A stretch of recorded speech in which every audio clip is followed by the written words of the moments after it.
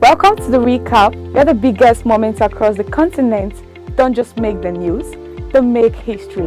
From headline hits to cultural curveballs, we track the stories that rock the week.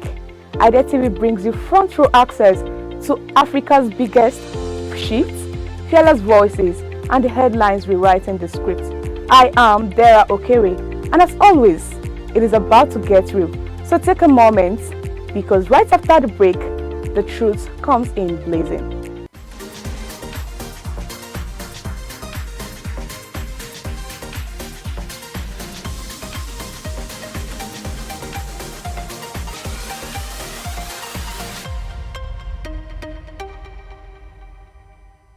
Let's kick things off with a bold leap for culture and science. Nigerian scientist launches heritage into space.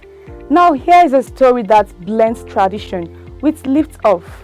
Nigerian space scientist Temidayo Onyotson is turning heads and turning up the heat in the space exploration by sending egusi seeds all the way to the International Space Station. Yep, you heard that. The same seed behind your favorite soup are going viral. On July 31st, aboard NASA's Crew 11 mission, those tiny West African powerhouses sourced straight from Oyo State will be floating in microgravity.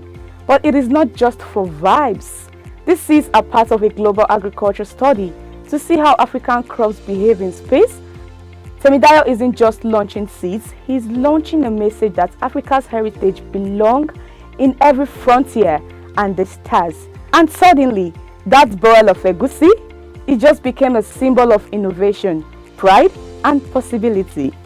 On a lighter note, Wike's dance move steal the spotlight at Uniport. The spotlight was supposed to be on the degree, but Minister Nelson Wike's celebration quickly became the main event. At the University of Port Harcourt's convocation, the FCT minister was awarded an honorary Doctor of Science, and he did not hold back on the dance floor. Video clip shows Wike lets him loose in full regalia, dancing with pride, and cheers erupted on the crowd. It wasn't just a politician receiving recognition, it was a full circle moment for a man honored by his own alma mater. The degree may have been for his contribution to governance and infrastructure, but online, the reading that went viral. The University of Edinburgh is facing its past, and it is not a pretty picture. A new report reveals the school made millions from donors linked to slavery and colonialism, and even housed professors who developed racist scientific theories. Turns out, while the university was teaching enlightenment, it was also deepening oppression. It still holds scores taken from enslaved people and benefit from endowments rooted in that dark history. Now it says it is sorry, but is an apology enough when the system still bears the fingerprints of the past? In Ivory Coast, President Alassane Ouattara just marked his 83rd birthday, still in control and still not talking secession. His controversial third term might have quieted down, but it left behind a loud question: how long is this going to be? Across the continent, we've had this before. And now in Cameroon, Paul Biya is 91 and still in power 4 decades and counting. Why does the script really change? Why do African leaders struggle to let go? The people get younger, the problems grow older, but somehow the leadership stays the same.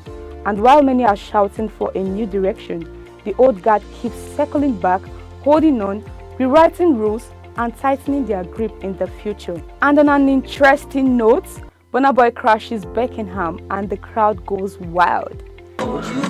He was cultural crossover at its finest, a Nigerian artist headlining European football celebration. Now that is global respect, and a reminder that Afrobeat isn't just a sound anymore, it is a movement. And now in sports, Tinubu rolls out the gold carpet for Super Falcons.